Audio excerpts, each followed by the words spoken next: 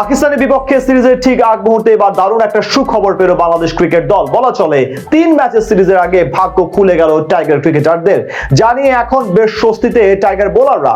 3 ম্যাচের সিরিজে জয় পাওয়া বলা চলে এখন অনেকখানি সহজ হয়ে যাবে শান্ত লিটনদের জন্য পাকিস্তান সিরিজের আগে। তবে কি এমন সুখবর পেল বাংলাদেশ ক্রিকেট দল সেটাই জানবো প্রতিবেদনের বাকি অংশে। প্রায় 3 মাস পর আন্তর্জাতিক ম্যাচ খেলতে মাঠে নামছে বাংলাদেশ ক্রিকেট দল। স্বাভাবিকভাবে এই সিরিজ নিয়ে ভক্তদের মনে প্রত্যাশার মাত্রা খানিকটা বেশি। তার চেয়ে বড় কথা, দীর্ঘ 10 বছর পর পাকিস্তানের বিপক্ষে ওডিআই সিরিজ খেলতে নামছে বাংলাদেশ ক্রিকেট দল। সবশেষ 2015 সালে শাহিদ আফ্রিদিদের হোয়াইট ওয়াশের লজ্জা দিয়েছিল সাকিব তামিমরা। এরপর আবারও তাদের বিপক্ষে মাঠে নামার আগে এবার দারুণ সুখবর পেল টিম টাইগার্স, যেটা তাদের সিরিজ জয় আরো বেশি নিশ্চিত করে দিয়েছে।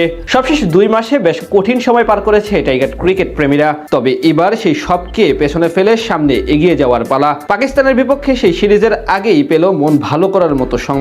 একে তো সাদা বলের ক্রিকেটে তেমন ভালো সময় পার করছে না ম্যান ইন গ্রিনরা। 2026 টি-20 বিশ্বকাপে প্রত্যাশা অনুযায়ী তেমন পারফরমেন্স করতে পারেনি শাহিন শাহ আফ্রিদিরা। তার উপর সিনিয়র ক্রিকেটারদের পারফরমেন্স নিয়ে আছে বিস্তর অভিযোগ।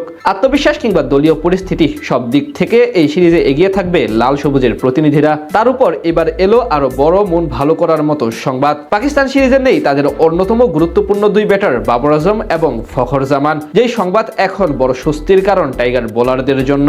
টি-20 বিশ্বকাপে নিজেদের শেষ ম্যাচে শ্রীলঙ্কার বিপক্ষে সুযোগ দেওয়া হয়েছিল ফখর জামানকে। সেখানে দুর্দান্ত পারফরমেন্স করে প্রমাণ করেছেন এই বামহাতি। তাই স্বাভাবিকভাবে বাংলাদেশের বিপক্ষে বড় এক্স ফ্যাক্টর হতে পারতেন তিনি, কিন্তু ইনজুরির কারণে স্কোয়াডে নেই এই ব্যাটার। বিশ্বকাপের শেষ ম্যাচে হ্যামস্ট্রিং চোট পান ফখর জামান। পরবর্তীতে মেডিকেল পরীক্ষায় তার হ্যামস্ট্রিং এর সমস্যা ধরা পড়ে।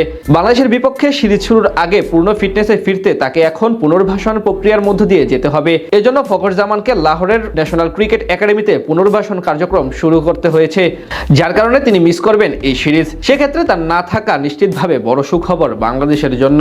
এছাড়া স্কোয়াডে নেই 50 ওভারের ফরম্যাটে মাত্র 2 আন্তর্জাতিক ম্যাচ আগে সেঞ্চুরি হাঁকানো বাবর আজম। তাকে ছাড়াও দল থেকে বাদ পড়ে দেওয়া হয়েছে বেশ কিছু সিনিয়র ক্রিকেটারকে। বিশেষ করে অলরাউন্ডার সাইম আইয়ুবের না থাকা অবাক করেছে সবাইকে। এখন পর্যন্ত ইন্টারন্যাশনাল ক্রিকেটের ডেবু হয়নি এমন 6 জন ক্রিকেটার নিয়ে বাংলাদেশের বিমান ধরবে ম্যান ইন গ্রিনরা। নতুন মুখরা হলেন ডেপুটি অধিনায়কের দায়িত্ব পাওয়া আব্দুল সামাদ, মাজ সাদাকাত, মোহাম্মদ গাজী গরি, সাদ মাসুদ, সাহিবজাদা ফারহান ও শামিল হোসেন। এদের মধ্যে সামাদ, সাদাকাত, সাদ মাসুদ ও শামিল হোসেন সম্প্রতি পাকিস্তান শাহিনসের হয়ে ইংল্যান্ড লায়ন্সের বিপক্ষে খেলেছেন। শাহিন শাহ আফ্রিদিকে অধিনায়ক করে ঘোষিত স্কোয়াডে চেনা নামের মধ্যে আছেন কেবল হারিস রৌফ, সালমান আলী আগা, ফাহিম আশরাফ এবং আবরার আহমেদ। অর্থাৎ শুরুর আগেই শক্তিমত্তা বিবেচনায় অনেকটা এগিয়ে গেছে বাংলাদেশ ক্রিকেট দল। সেখান থেকে বলা চলে এবারও পাকিস্তানকে হোয়াইট ওয়াশের লজ্জা দিতে চাইবে শান্ত লিটনরা।